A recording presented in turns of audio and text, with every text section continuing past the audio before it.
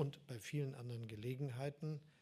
Das war ein furchtbarer, brutaler, menschenverachtender Angriff der Hamas auf israelische Bürgerinnen und Bürger, die getötet, vergewaltigt und auf schlimmste Weise menschlich erniedrigt worden sind, alles auch fotografiert.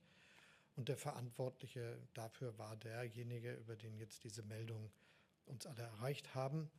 Er war auch gewissermaßen militärisch verantwortlich für die Aktivitäten der Hamas. Und deshalb ist das etwas, was man mit in den Blick nehmen muss. Hier hat jemand, der schlimmste Verbrechen begangen hat, jetzt offenbar das Leben verloren.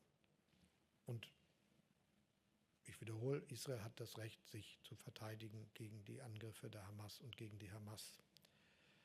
Gut übrigens, dass wir das auch hier beim Europäischen Gipfel nochmal festgehalten haben als gemeinsame Position. Vielen Dank, Thomas Gutschka von der Frankfurter Allgemeinen Zeitung.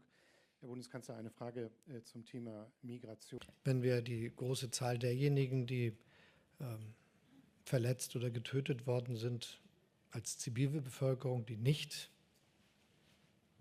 Hamas ist, sehen, dann versteht jeder, warum wir zusammen mit den USA und vielen anderen uns dafür einsetzen, dass jetzt bald ein Waffenstillstand zustande kommt, die Geiseln freigelassen werden, weil das das Beste wäre für eine Befriedung der Situation.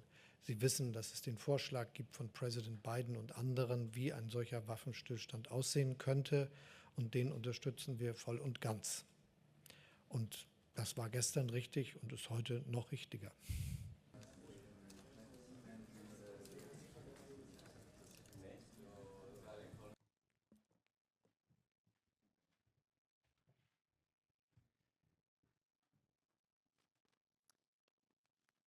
Bien, bonsoir mesdames et messieurs. Merci de votre présence pour cette conférence de presse à l'issue de ce sommet européen. Je vais commencer, compte tenu à la fois de sa gravité et de son actualité, par la situation au Proche-Orient. Ministre et journaliste, et indirectement l'AFP qui a fait une dépêche.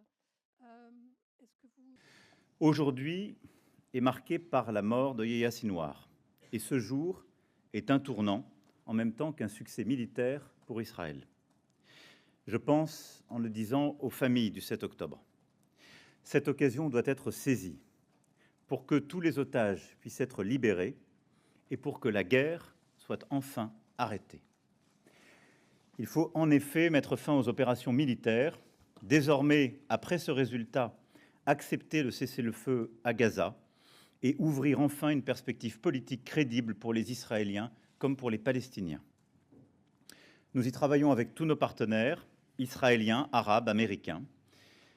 Au jour d'après la guerre à Gaza, il faudra donner à Israël des garanties solides pour sa sécurité, réformer l'autorité palestinienne et avancer vers la solution des deux États.